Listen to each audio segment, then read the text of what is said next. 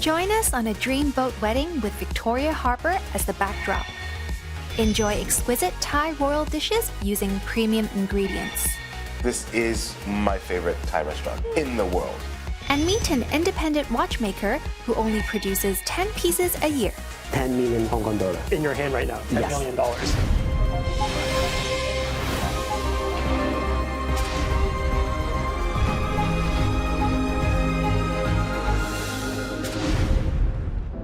Ivy, would you agree that marriage is one of the biggest milestones in your life? I'm pretty sure many women has their idea of a perfect wedding. Yes, but perfection in itself is not enough. It's once in a lifetime, so it has to be as memorable as it is unique. All right, so what does a perfect wedding look like to you? Or how about an outdoor event, a private party with different backdrops for guests and the newlyweds to take selfies in front of? That would be very special indeed. Okay, that's quite a lot of requests, I'd say, but I can't agree with you more, actually. Here, let me take you to a place where I could possibly satisfy all your desires. Well, fantastic. Let's go. Right, let's hop on. That boat. Yes.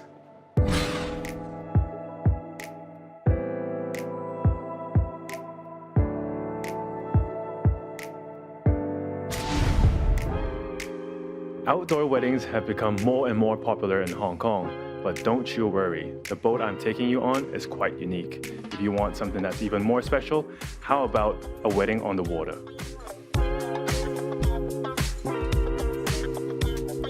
Ivy, can you imagine the amazing panoramic scenery that the newlyweds could enjoy while being here? What do you reckon? Do you think they'll like it? Yeah, I think so. If you took the famous city skyscrapers of Hong Kong as a backdrop, it'd be very authentic. Or head over to the outlying islands for a tropical vibe. And plus, the newlyweds get to customize the boat decorations. This is ideal for brides looking for a memorable experience. Definitely. I do think that hosting wedding on a boat is actually something very special. But if I had to add a personal touch for my wedding, right, I would probably add some nature aspect onto it to make it feel more extra homey and special. Yeah. Some greenery, I suppose? Yes. All right. Well, I think it's just missing a traditional touch. Imagine wearing the traditional Mandarin gown against the backdrop of the Avenue of Stars. That would be very representative of Hong Kong's culture. Definitely. Shall we head up? Yeah, let's go. Yeah.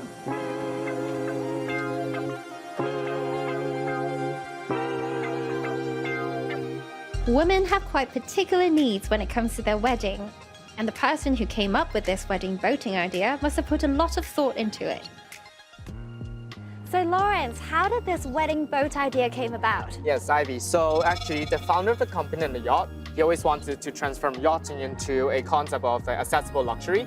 He also wanted to create a venue that's pretty special, innovative, and then with a lot of wow factors. So you look at this boat, the space was intentionally designed to be open and airy, allowing the guests to move around more easily. And then the lower deck, we've got 2 indoor multifunctional rooms with large glassy ceiling windows. And at the upper deck, right here, you have this outdoor lawn, and then you've got a performance stage and a fresco bar in front. So you're always surrounded by the captivating views of Hong Kong. Yeah, it's definitely multi-purpose. I mean, you've got so many different sections in the boat. Yeah. So what could be the reason why newly wedded couples would choose this over like traditional venues? So I think one of the most important reasons is that couples nowadays, they want something that's more unique, especially because it's their once-in-a-lifetime event, a wedding, right? Well, as for having a wedding at sea, you actually get to be surrounded by the sea, captivating views of Hong Kong, just like Team Shot here right now, right? So this provides a very unique venue for brides and the other couples. It definitely feels unique. You know, you can go around Hong Kong, even the IFC, the central area, yeah, exactly. Like all the unique landmark in Hong Kong. Yes, right? that's right.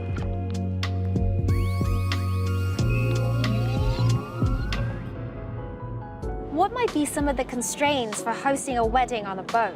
So I think that a lot of people think that it's pretty daunting to host a wedding, but then regardless of it being at sea, at land, the reason why it's daunting is because the couple has to coordinate with different vendors, different venue providers, and to ensure a very smooth and seamless experience.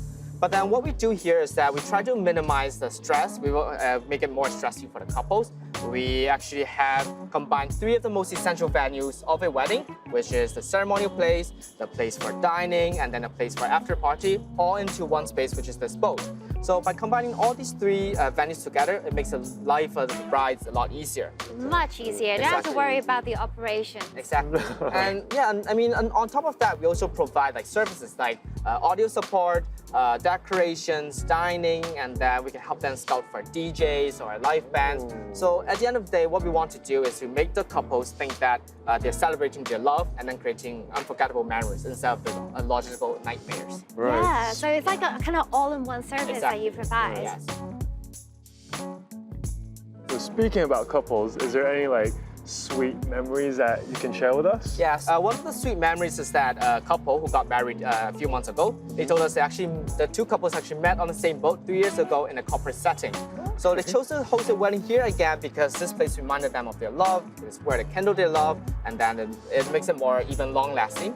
So I think this is pretty heartwarming for us because we know that we're not just a venue, we're also a place where we witness the transformation or the turning of a new chapter of many couples. Yes. What do you think is essential to enjoying life? So I think what's essential to enjoying life is to be able to find what brings you happiness and contentment, especially when it's focusing on the minor things in life. It doesn't have to be major accomplishments. For example, just chilling at sea, listening to the birds chirp, or just watching the mesmerizing sunset. So all these minor things in life makes me happier, right? Yeah. Thank you for sharing, Lauren. Thank you. Welcome. Thank you. I know we've been talking about newly wedded couples hosting their weddings here, but it would also be amazing to just spend a day out here with friends and family on a weekend. So Ivy, you're probably visualizing how your future wedding would look like, right? But for me, on the other hand, I'm here thinking, wouldn't it be amazing if we could spend a sunny day out here with friends and family, chilling in the water, I'd say maybe wakeboarding perhaps, and when we get tired, we can get back up here and sip on some nice chilled beverage. Yeah, absolutely. We could even arrange a live band, a strings quartet, or a DJ to perform. That would uplift the entire experience. And that's how you live a Dolce Vita. That's right. Cheers to that. Cheers to that.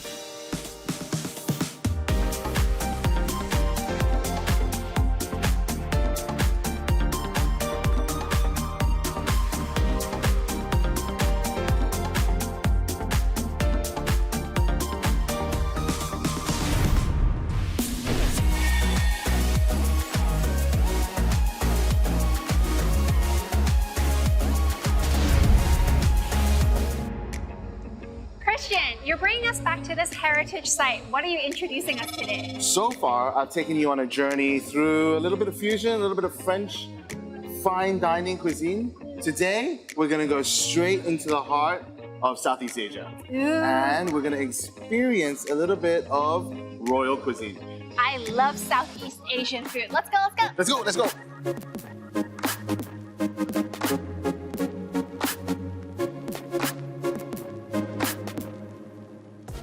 Thai cuisine is so popular in Hong Kong that you can find a Thai restaurant almost in every corner. This particular Thai restaurant is located in the historic Armory building. The restaurant's design is simple yet exquisite, with beautiful art decorations everywhere, which matches perfectly with their Thai Palace fine dining concept.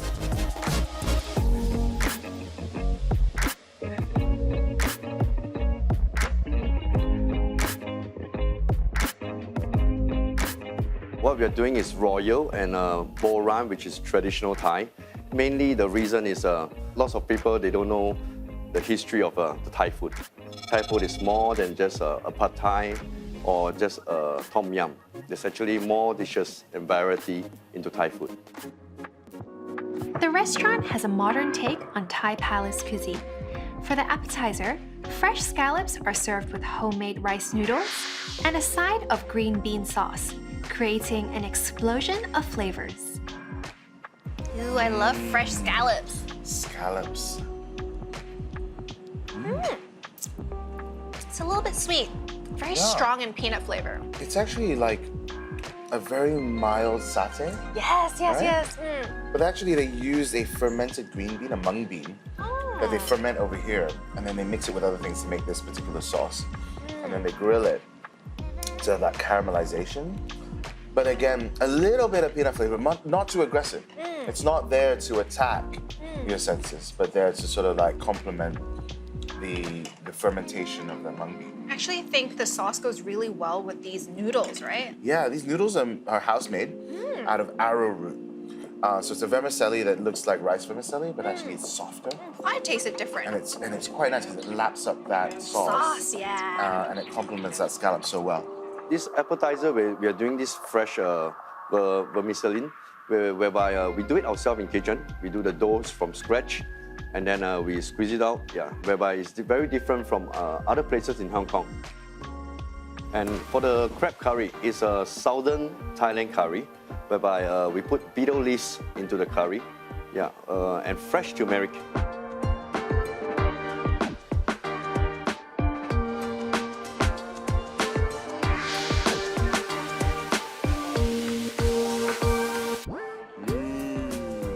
Curry crab, my favorite. Crab. Ooh, is that why it's more yellow? Yes.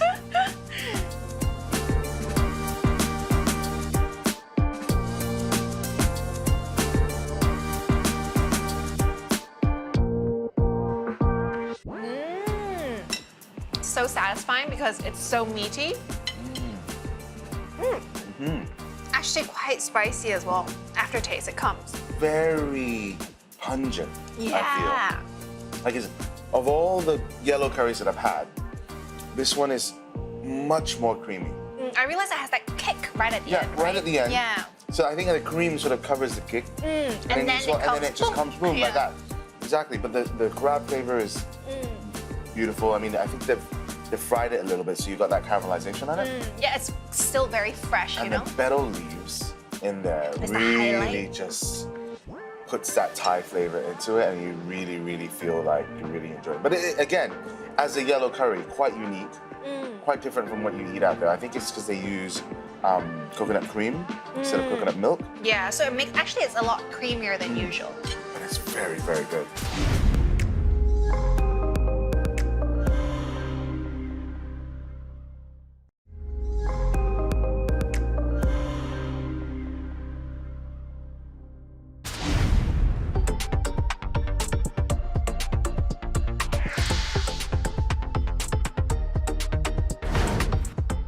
Cocktails! Spicy food and tropical cocktails hand in hand. Cheers. This one is a spicy pineapple margarita.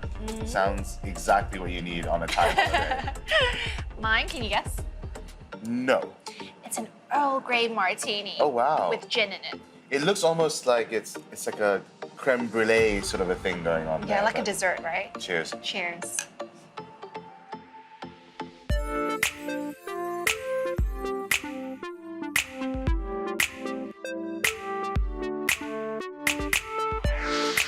It's really interesting. As Thai food is concerned, it doesn't taste Completely like the Thai. normal. It doesn't taste like the normal Thai that you're used to.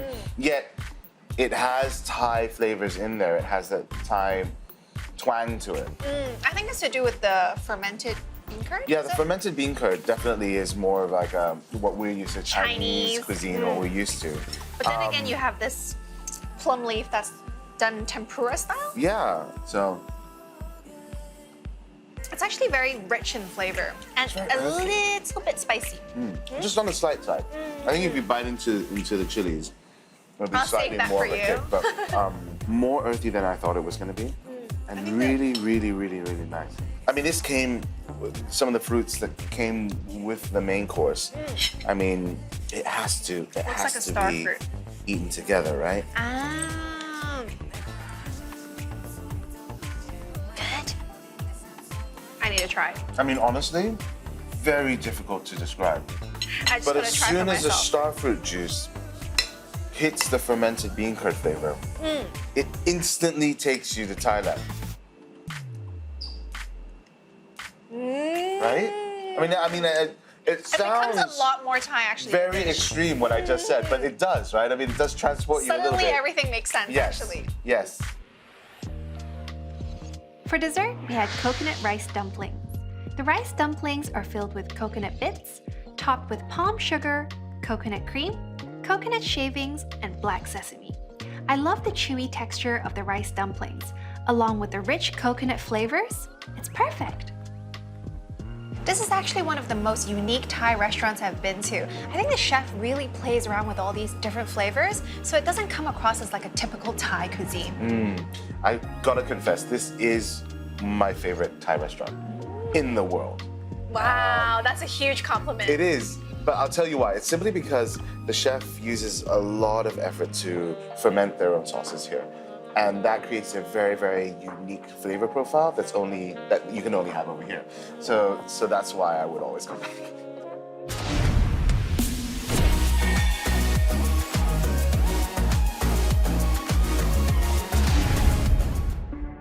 A lot of people who buy watches pay attention to brand name because they feel brand is an assurance of quality as well as capital appreciation.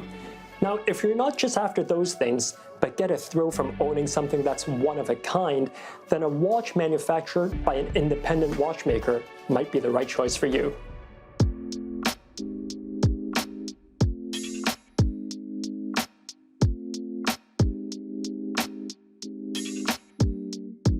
As compared to which watch production by the big business group, the independent watchmaker create unique exclusive which was in a very limited amount. In this watchmaker should independent development and produce their creation.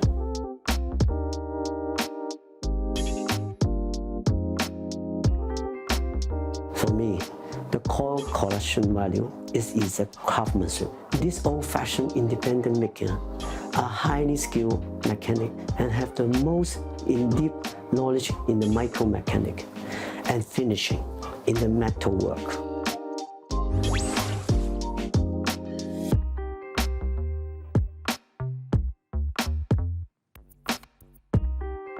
John, I know what we see in front of us are all creations by master watchmakers. Can you introduce these watches to us, please? Yes, sure. First, I would like to introduce my master, Philippe Dufault. What's the interesting part is from the movement side.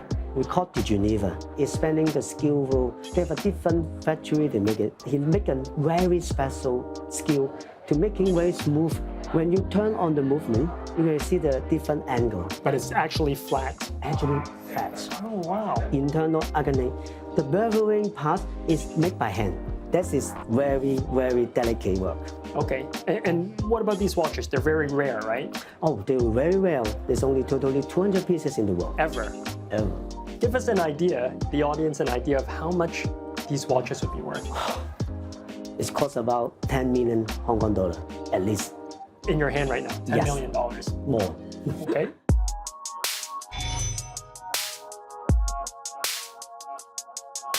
The second watchmaker is my schoolmate, Gobo Fosse. He have a very dynamic movement.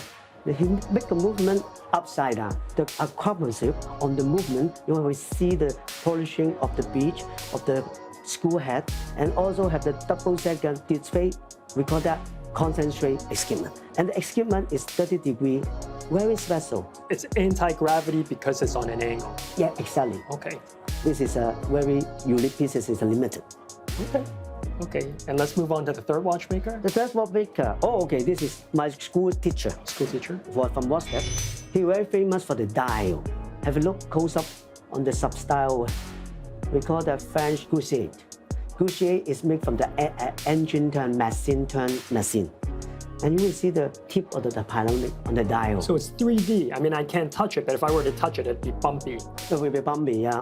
Oh, cool. That's cool. This is the first point of that. He also have a very good polishing, back polishing on the movement. It's like the mirror. So beautiful.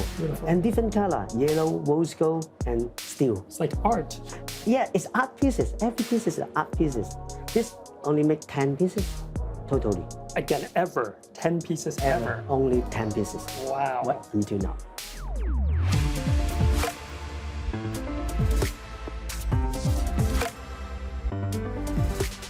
John, now we're inside your workshop. Can you tell us how many steps go into making a watch? Whoa, it's a lot. But today, I sort out two very important steps for the watchmaking. Okay. First is the polishing the screw head. Secondly is screwing the hand. Okay. You need to by hand pushing on the stuff, the material, using for the special diamond powder. Oh, it's like a cream. Yeah, it's like a cream. Okay. And this is actually made from diamond? Made from diamond. You put it on the metal plate. You can start to polishing the screw. I'm starting to realize from being in here, you need very good eyes for this job. Yeah. I can hardly see the screw.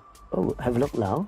It's turning. The metal is turning black. Yeah, it sounds good. Oh, wow. Look here. Yeah, it's already turned. Have you seen? Have you turn mirror? It's different than using the polishing brush to polishing. It's get the same feeling, styling, but not the same fat let of the surface. But that's why every school you have to polishing by hand. Luckily, okay, few minutes you can finish one. Unfortunately, I have the experience take a half day to working on. So we have to check time per time for the surface. You will see when you do the back polishing, the surface is really smooth and styling. All right, so we have polished the screw. The second thing you said you were going to show us is to glue the hand. Yeah. Now, this reminds me of high school. That's an alcohol burner, right? Yeah, this is alcohol. And I'm ready for some plate. On the top of that is like a blast dust. When we making the spare part, we will remove some parts of the material. The blast material we're not wasting. We're using for gluing the hand. Oh, so that's from grinding other watches. Grinding on the watches, yeah. Okay, so you're heating it on top of the fire right now. So immediately I have a question. Why do you need this thing to hold the hand? Why can't you just use the forceps and just put the hand directly on the fire? Because the heating is not parallel. Oh, it's not even. It's not even. I have to tell you, I'm very good at making steaks, John. Really, huh? I'm a steak expert. I believe that. So I like cooking. I love cooking. Okay, I already see it turning a little bit of purple, Yeah. gold, and then purple. Little bit blue now. It's coming, it's coming. Wow, it's okay, almost. Coming out? Yeah, coming out. Oh, la la. Ooh, That's beautiful. The color does not come from paint or any kind of spraying effect. It's from heat. from heat, from the skill. Have you enjoyed it? I love it. You know, we had so much fun. I didn't expect it to be so fun. I thought, I knew there was a lot of know-how and knowledge involved, but actually it's quite fun. Yeah, I love it. This is my passion. Well, thank you so much for showing me around, John, and I hope I can come Pleasure. visit you here again soon. Oh, welcome. Thank you. Thank you. When we look at nice watches or see some of those super exclusive watches that John showed us today, I think it's very easy to get caught up on how much these things cost. But I want to shift the focus back to the independent watchmaker. It's not an easy life. You can't always go and get the parts that you need. Sometimes the tool you need to fix the watch doesn't even exist and you have to make it yourself. I think all the people who do this have a passion for it. And that's really the essence of independent watchmaking.